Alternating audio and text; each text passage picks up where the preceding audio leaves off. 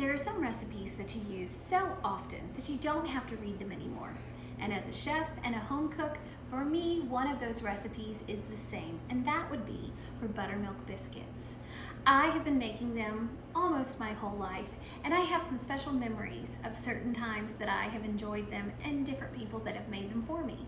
My great-grandmother Tiny had 9 children, and she made biscuits from scratch every day. And when she passed away, no one got her recipe, but everyone could tell me how she would just measure things by touch and feel. And after doing a lot of research, I finally have gotten to that point with my biscuits also.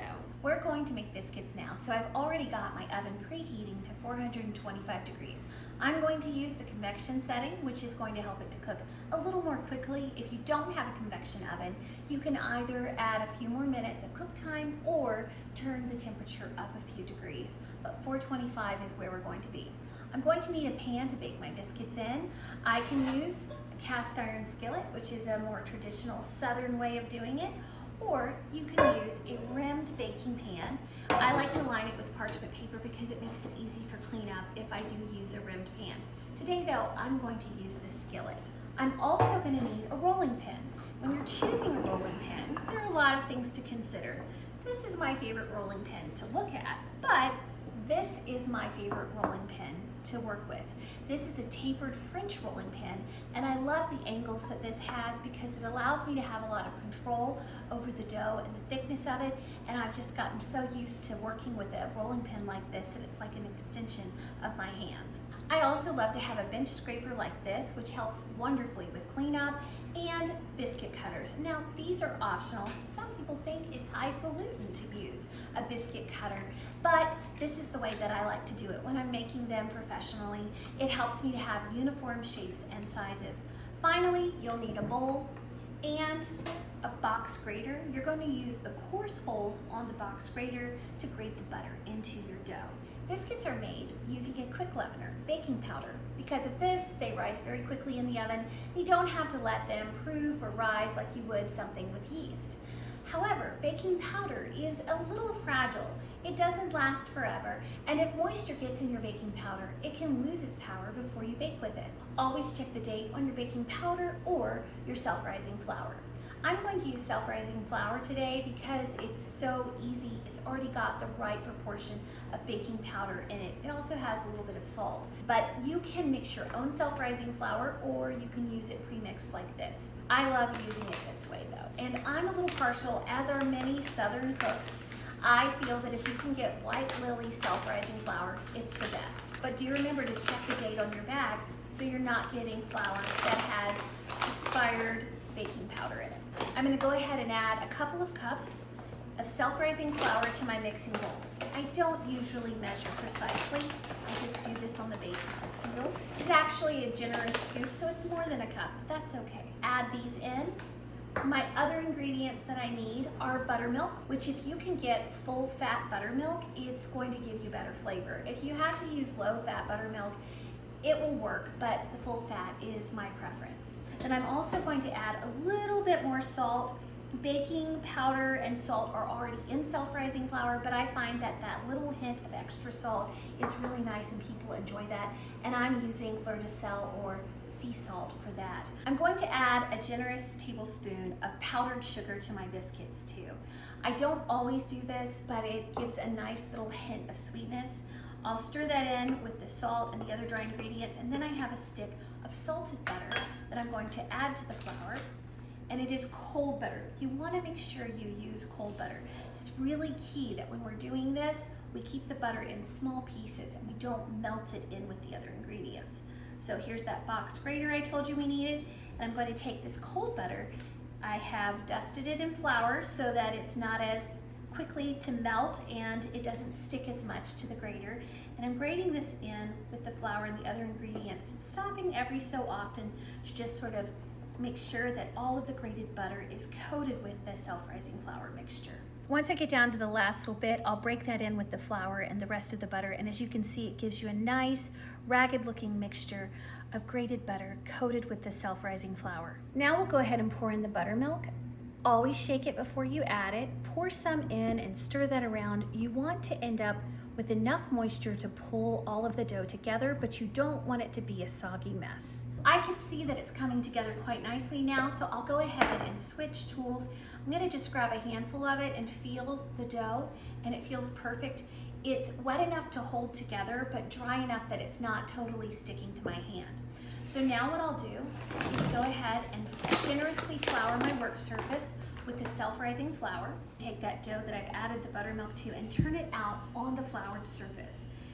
You'll see why we floured that surface in just a minute, because as we work the dough, it's going to get a little more moist and it's going to be a little stickier. And I like to make sure that I always scrape everything out of the bowl, because you don't want to waste a biscuit by leaving it in a dirty bowl. All right, so now I'm going to take my hands and make sure that I've got enough flour that nothing's going to stick, and I'm going to pull everything together, and I want to make sure that I mix it well enough that everything is fully incorporated and bound together fully, but not so much that it gets tough. The more you knead your biscuit dough, the more you develop the gluten, which ends up creating a tougher biscuit and takes away the layers of goodness. Pull it together. I can see some places are more wet than others.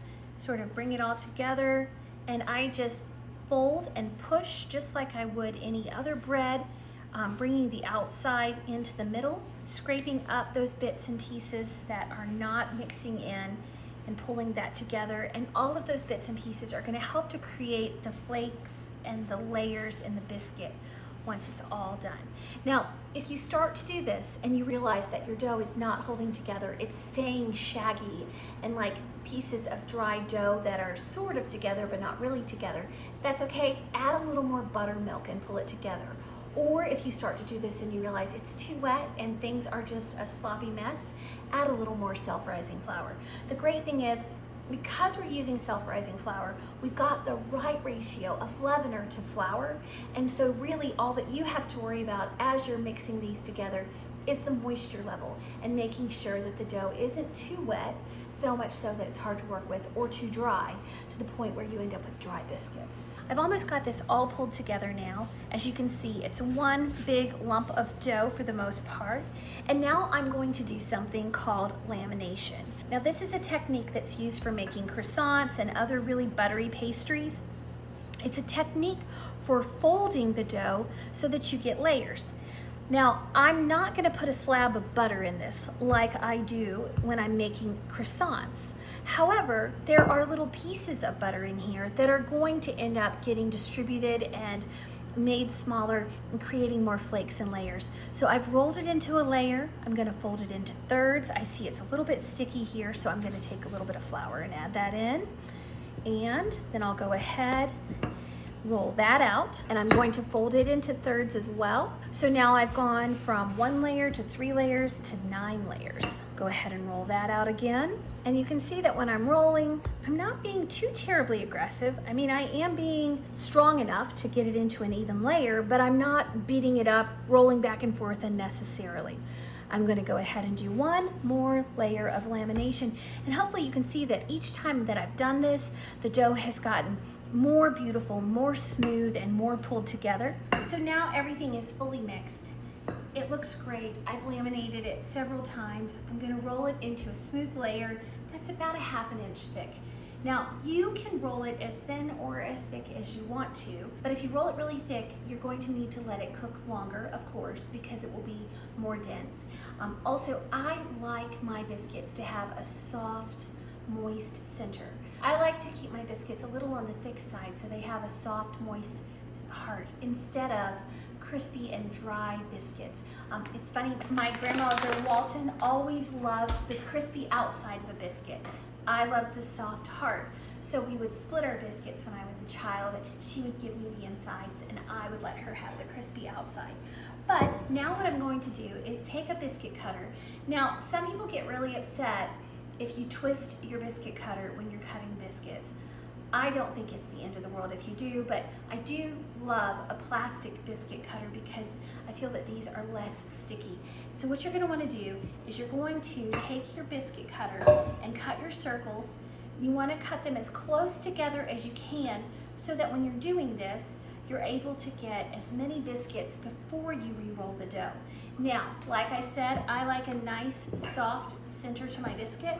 So I like to put my biscuits side by side so they're touching. This does two things. Number one, as they bake, they're going to release their steam to their neighbor and sort of create a more moist, steamy environment for them to cook in, which is less dry. And they will sort of climb up together, creating a thicker biscuit. If you separate them and they're further apart, then they're going to be able to release their steam without interacting with the biscuit next door, and so they'll end up more crispy, more crunchy, a little more dry and crisp on the outside, and they don't tend to rise as much, I think, because they're having to completely support themselves without the support of their neighbor. I like them thick and soft, so they're going to go side by side. So I'll go ahead now and finish cutting all of my biscuit dough. Once you've cut all the biscuits you can from your dough, take it, mash it together, and then I think it's important to laminate it again, creating those layers so that the second round of biscuits has layers as well as the first round. So here we go. I'll go ahead and do the same thing again. Roll, fold, roll, and fold. I don't do it as many times this go round, but enough that this biscuit will have layers. So we're gonna go ahead and cut the last of these. And I've got just enough, I think, for one more biscuit, maybe two. In my family, we have a tradition of taking that last little bit of dough, mashing it together, and making the grand finale biscuit, which we fondly call the snake biscuit. I'll show you how my grandma always made that one. And it was the one we always fought over, and I thought this was something that my grandmother did with me. And my mother was recently talking to me, and she shared how she used to do this whenever she visited her grandmother, who was Grandma Tiny, who was famous for her biscuits. So there's a little bit of dough left. I could probably roll out another biscuit, but I'm gonna go ahead and just make a snake biscuit. So I'm just gonna roll it together, and then I'll coil it up like so. And I'll go ahead and put it in the middle. All of the biscuits are ready to go in my preheated oven, except the most important part. We're gonna brush their tops generously with some melted butter. I've got about 3 tablespoons of salted butter in here that I'm brushing the tops with. And if there's any left over after they're all brushed, I usually just drizzle it over the top, because then they get buttered on the bottom too while they're baking. And I should show you this too. Do you see all the layers we created when we laminated? Those are going to bake up beautifully when we put these in the oven. My oven's hot enough. It's already at 425. I'm gonna put this in the middle of the oven, and I'm gonna set the timer for 8 minutes. But I'm gonna keep an eye on things and make sure that they are golden brown enough before I take them out. While they bake, I'm going to clean up. So now I'm going to use that bench scraper. I'll start by scraping up all of the dry flour. This makes quick work. Then I'll take a damp paper towel and use that to wipe up whatever remains of the flour. Flour and water make glue, so by wiping up with a paper towel, I save myself a big hassle of trying to scrape glue out of a sponge or washcloth.